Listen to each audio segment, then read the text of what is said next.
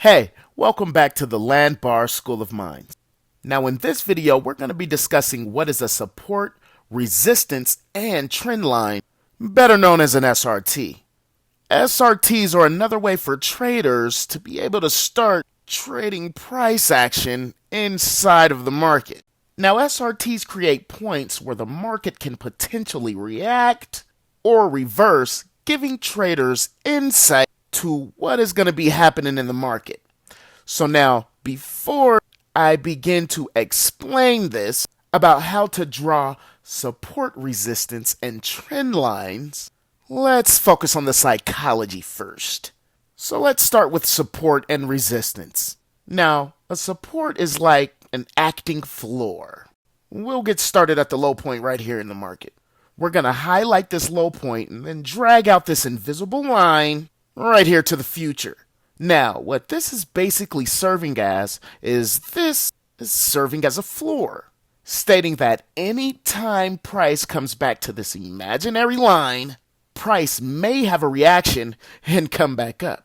Now, when price does begin to resume and come back up, price is going to eventually hit what we know as resistance. Now, resistance is like an acting ceiling inside of the market. So if you see when price was coming up, price hit this area one time and rejected that area. Now price returned to that area a second time and rejected that area. Now price came back to it one more time and rejected the area until price officially broke through that resistance, or what's known as a ceiling, and continued to climb and make a higher high inside of the market. And here was the new resistance where price started to react. Now, taking a closer look at the market, look at how the market ran up, created that resistance, then it came back down and created basically a new floor. It created a new support. Now, let me drag this invisible line out to the future, because it's important to understand that these invisible resist and support lines play as vital roles where traders are going to run into some trouble. Now, I want you to look at the market as a free-flowing river. Now, if the river was flowing and ran into a rock, it's going to cause the direction of the current to move in another direction. And if it runs into another rock, it's going to cause the direction to move into another direction. And that, ladies and gentlemen, is basically what support and resistance is. They are acting floors and acting ceilings in the market that's going to cause a reaction to price. So it's important that you understand what support and resistance is, because you'll better understand where to buy and where to sell. Let me give you another example before we move on to trends. Let's take a look at how when price created this resistance and rejected the resistance, it created support and rejected the support before continuing up.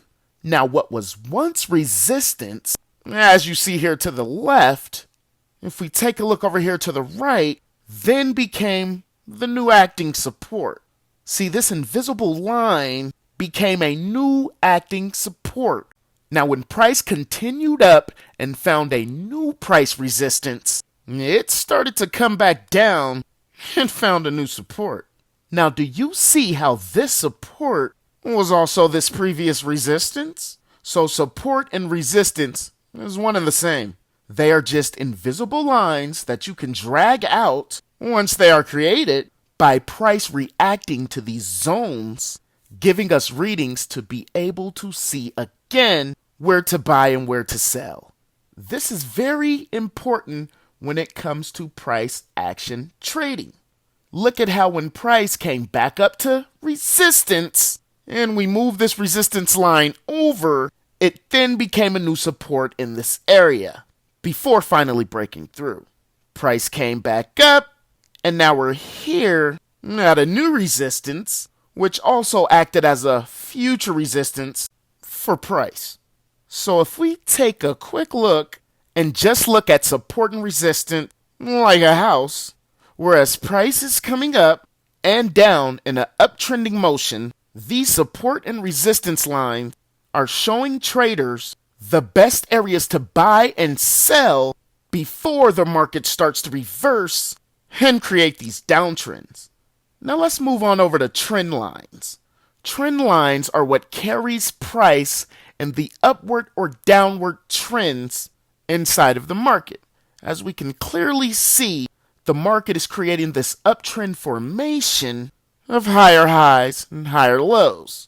Now traders can begin to connect these data points inside of the market to see that it's carrying price in the uptrend. And as long as the formation is remaining above this uptrend line, then it's safe to say that we are in a uptrend. Now once price runs into a resistance that it can't break and it cannot go higher, price will begin to reverse. And as price begins to reverse, we can connect these low points right here in the market, and we can create what we know as a downtrend or downtrending line inside of the market.